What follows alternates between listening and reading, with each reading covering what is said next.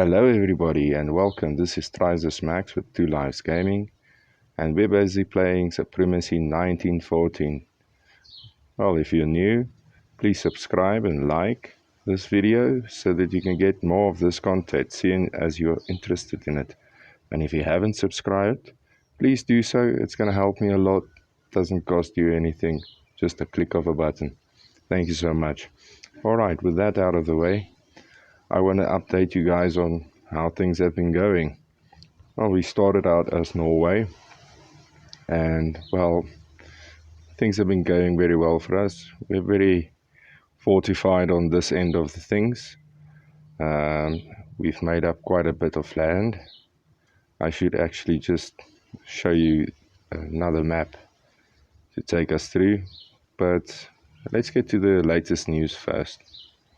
Alright, so the latest news is that we attacked Spain, and we eventually took over all of Spain, whilst Algeria here was attacking us.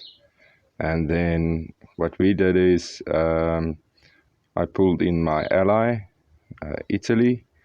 Italy is now also involved here. You can see that it's got some troops down here as well, also fighting, also pushing through, making sure that we get rid of the threat that is Algeria. Points wise, we're sitting at 892 out of 1,500. That's bringing us a bit closer to victory. This red line indicates everything that we still have to do. So right now I have pushed all my troops through to go and take every single last location that is left of East Algeria. And then also I am preparing myself to take over this AI player. I know usually it's a very strong AI, so I'm gonna see how I'm gonna prepare for this. But yes, things have been going well. I have to say it's been a pain. This area is where most of the conflict was. Back and forward, they'd keep on sending troops, and eventually Italy took the piece of land there, and we were able to make a beachhead. Once our beachhead was set up, I started invading from this side as well, taking over the AI here, and Italy also taking over AI there. And then we continued to push through, and now we're just finishing everything off. Alright, so a quick tip, if I may. You see that I've got a lot of vehicles here. What I did in the beginning is you can take these vehicles and produce them firstly for defense. I usually use them for defense first. So everywhere along the coast where you see now, there's not a vehicle. I can guarantee you there's probably a vehicle being produced right now. So like this one over here has been produced. Alright, then tip number 2 is my cannons over here.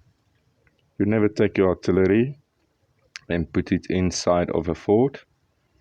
Yes, it can still shoot, but the moment infantry enters, the melee takes over and your artillery is basically useless. Yes, it will shoot, but it will not cause any damage. That's just according to the rules right now.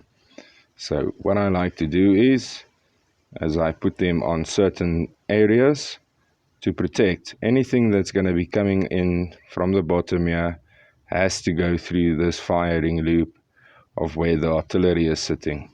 So it's covering a lot of area there by doing that. Alright.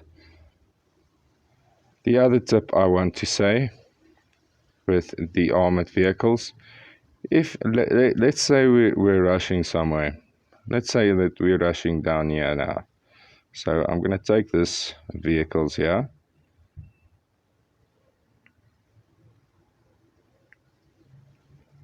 And then what you do is you're going to take these vehicles and you're going to split them off from the main army. Just like this. they are going to attack a certain point. So there. Now what they are going to do is they're going to break free, and almost immediately you can see that they are traveling faster than the normal infantry troops. Now this is useful for blitzing. If you are blitzing, it's a good thing to take these armored vehicles, take it, split it up, and then you say, alright, you're going to be moving into A, B or C direction, and they will break free and they will travel faster than your infantry. Also keeping in mind, with speed on land, you've got tanks,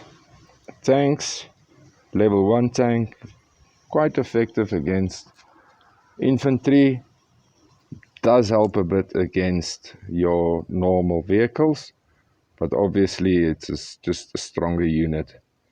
Not as strong as the bigger tanks, but this is also something you can use to attack straight on infantry troops. And when it gets to forwards, obviously our ideal way of attacking that is taking these cannons, pushing your cannons forward, having them attack that certain fort, and then going through. Now, I've got lots of men to spare, so I am going to be running them through with only armored vehicles, which should be effective, not as effective as with artillery, but there's not much left of this player, so I'm not expecting too much of a fight left. So that is the update on what the war has brought. We've won Spain, and now we're attacking Algeria until we make sure we can make all of that part of our country. Now, Austria-Hungary has been rather quiet. However, he has fortified all of his walls.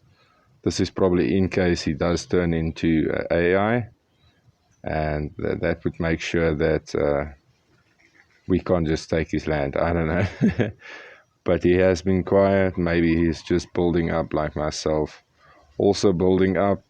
I don't have too much of a threat coming from the Ukraine right now. I do know that he is building quite heavily back there. So, but also a target that might be on our side. Russia has not been a problem up until yet, but I am still keeping all the routes from Russia very, very highly guarded, as you can see. And then down in the motherland, everything is rather spiffy. This is still the breeding ground of most of my army, so I am quite happy as how things are going. As for the English Isles fought a lot coming the Spain War. The Spain War was the closest to them, so we're fighting that. And then, oh yes, we've got a submarine and we've got a battleship. I've got a second one on the way. But hey, I'd like to name one of these battleships after one of the subscribers. So the first person to like this video or leave a comment with their name of choice, I'm going to use that name on our ship if it is appropriate enough. But alright, guys, let me show you what it's looking land-wise. If we're going to break it up, exactly how much land I've got. Now every white unit there, that is obviously our units there. But we can use a filter here. Take the filter. And then we're just going to put on the nation colors there. And that should give us a beautiful indication of how much land do we really have.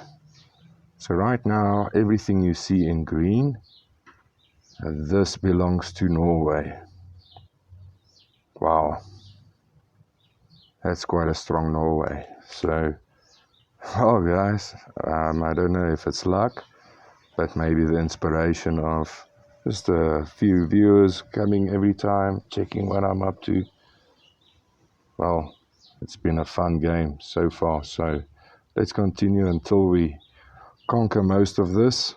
Russia should be quite interesting, but I'm thinking let's go for all these other little places that are still around. Maybe we do a conquest through Africa first and then move our way up towards Russia. That is if we do not win the game beforehand. But thank you so much for joining us. I have really missed wanting to show you guys how things are going. But yes, it's better that I sometimes just do the long grinding bits by myself and show you some of the results. So watch out for the tips that I'm going to start giving. It will be short little tips, maybe a minute or two, and we'll add that to the game. So check out for that. Thank you so much for checking us out. Cheers out.